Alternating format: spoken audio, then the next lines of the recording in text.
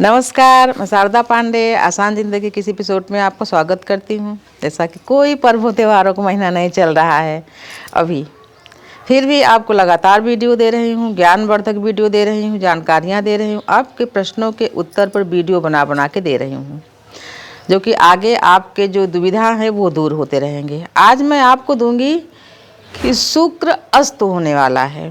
जैसे बहुत सारे लोगों को पता ही नहीं रहता है, तो बहुत सारे प्लाने बना लेते हैं, शादी का, ब्याह का, मुंडन का, गृह प्रवेश का, कि चलो ये सब करेंगे। उनको ये नहीं पता है कि शुक्र और गुरु अस्त होने पर कोई भी शुभ मांगलिक कार्य नहीं किए जाते हम मानवों के लिए। तो शुक्र अस्त होगा, इसके बारे में विस्तार से बताऊंगी। तो आप हमारे चैनल आसान ज़िंदगी को सब्सक्राइब कर लें, हाइप कर लें, जिससे आपको आगे सभी वीडियो मिलते रहें। तो चलिए बताती हूँ विस्तार से शुक्र अस्त के बारे में। तो शुक्र अस्त 9 दिसंबर 2025 दिन मंगलवार को हो जाएगा। सुबह 7:11 पर पूर्व में शुक्र अस्त हो जाएगा। जब भी शुक्र कौन है? दैत्यों के गुरु शुक्राचार्य शुक्र हैं। सौरमंडल में इनको तारागणों में आप देखोगे तो पूर्व की तरफ चमकते हुए दिखते हैं बड़े से। वो नहीं दिखेंगे कितने दिनों तक? 57 दिनों तक नहीं दिखेंगे। वैसे ही जब गुरु अस्त होते हैं तो वो भी शुभ और मांगलिक कार्यों पर प्रभाव डालते हैं, यानी नहीं होता है शुभ और मांगलिक कार्य। पूर्व में अस्त हो जाएंगे, फिर उदित कब होंगे? 4 फरवरी 2026 को पश्चिम में उदित हो जाएंगे। जब 4 फरवरी को शुक्र उदित हो जाएंगे तब सभी शुभ और मांगलिक कार्य शुरू हो जाएंगे। इसके बीच में कोई भी शुभ और मांगलिक कार्य से आप प्लान बनाए हो कि आप तिलक करोगे, बरच्छा करोगे, उपनयन, संस्कार, मुंडन, गृह प्रवेश, गृह प्रारंभ, ये सब चीज़ें आप करोगे, सोचे होगे, तो नहीं कर सकते। हाँ, यात्राएं कर सकते हैं। ऐसे बहुत सारे लोग मनौती माने रहते हैं कि हमको वैष्णो देवी जाना है, विंध्यवासिनी जाना है, शारदा जी मैया के यहाँ जाना है, महाकाल जाना है। कहीं भी धार्मिक यात्रा आप कर सकते हैं, हाँ, लेकिन धार्मिक यात्रा में मुंडन नहीं करा सकते। अब बहुत से लोग क्या बोलते हैं कि ना धर्म की जगह में मुंडन करा सकते हैं, या नवरात्रि लगा है तो गृह प्रवेश कर सकते हैं। नहीं कर सकते। नवरात्रि लगा है तो देवी मैया के लिए निकाला गया है, आपके लिए नहीं निकाला गया कि आप इसी में सब कुछ कर लो। देवी जी का आराधना करो। आप मंदिरों में जा रहे हो तो भगवान का आराधना करो। आप अपना एक पंथ दो काज क्यों करोगे? मुंडन नहीं होगा। जब मुंडन का शुभ मुहूर्त आएगा तो मुंडन होगा, इसके पहले मुंडन आप न कराएं। ये मेरा कहना है, आप अपने आचार्य पंडित जी से पूछ लें। अब जैसे प्रश्न है कि जैसे कि बहुत सारे लोग बोले कि हमारा घर बन रहा था, रुक गया है, तो क्या हम फिर से उसी में फेंसिंग का काम, खिड़की, दरवाज़ा, टाइल्स वगैरह करा सकते हैं कि नहीं? तो जब घर बनता है और रुक जाता है काम, जैसे रुक गया, जैसे रोज़ मजदूर आ रहे हैं, जा रहे हैं, घर में चहलकदमी है तो कोई बात नहीं। अगर घर बनते बनते अगर रुक गया है तो इसमें रोज़ एक दीपक जलाना चाहिए।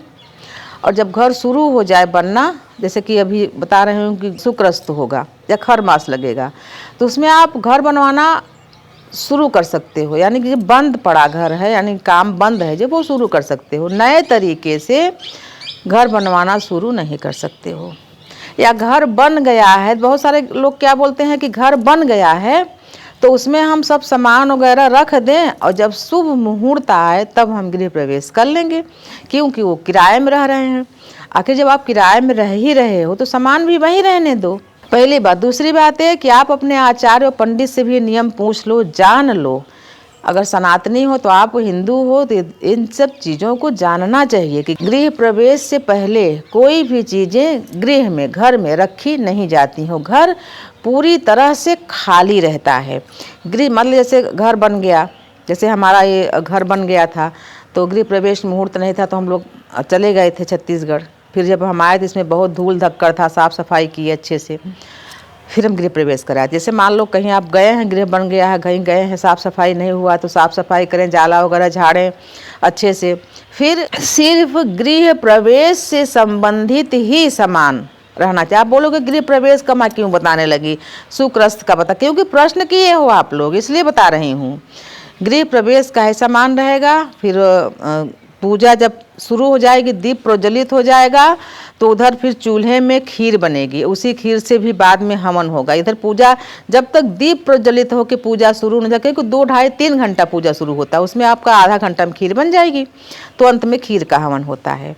तो आपको मैं शुक्र अस्त में बता रही हूँ कि आपको घर में ऐसे गृह प्रवेश करने वाला आप प्रश्न किए हो, तो इसी प्रश्न में हम उत्तर दे रहे हैं कि कोई सामान नहीं रखना चाहिए। आप बोलो बक्सा है, ये है, वो सब भिजवा दें, डबल बेड पलंग, फिर हम बाद में चले जाएंगे। नहीं, गृह प्रवेश हो जाए फिर आप सामान रखो। जैसे कि अभी आपको बता रहे हूँ कि जैसे नवंबर में 22-23 नवंबर से शुरू हो जाएगा विवाह, फिर दिसंबर में 5-6 तारीख कोई बता रहे, कोई 5, 4, 3, 2 ऐसे बता रहे हैं कि इनमें मुहूर्त है। तो इसमें विवाह होंगे, जब विवाह लड़की या लड़के का जब होगा, तो विवाह के बाद 9 तारीख को 9 दिसंबर को शुक्र अस्त हो जाएगा और 16 दिसंबर से लग जाएगा खरमास।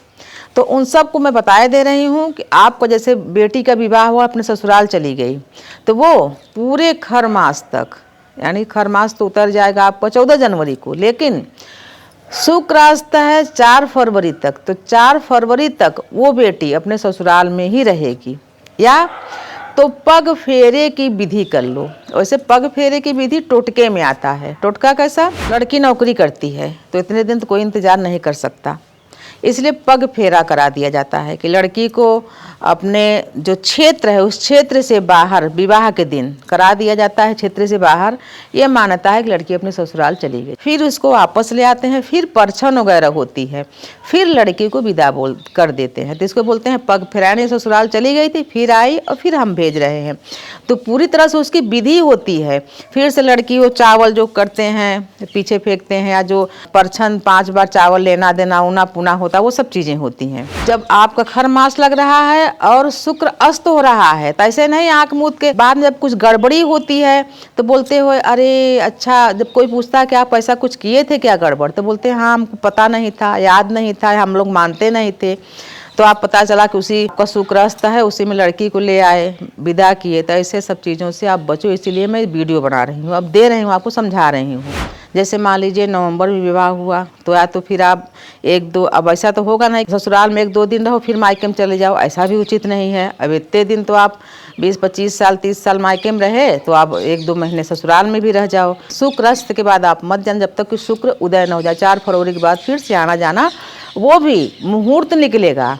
पहली बार ससुराल से मायके जाने के लिए मुहूर्त पूछा जाएगा कि दिशाशूल तो नहीं है, पंचक तो नहीं है, या कोई और चीज़ें तो नहीं है। इन सब चीज़ को अच्छे से देख के फिर मायके जाओ, क्योंकि 1-2 बार ही आने जाने का ज़्यादा महत्व रहता है। फिर तो आप कभी भी आओ, कभी भी जाओ, आओ जाओ घर तुम्हारा है।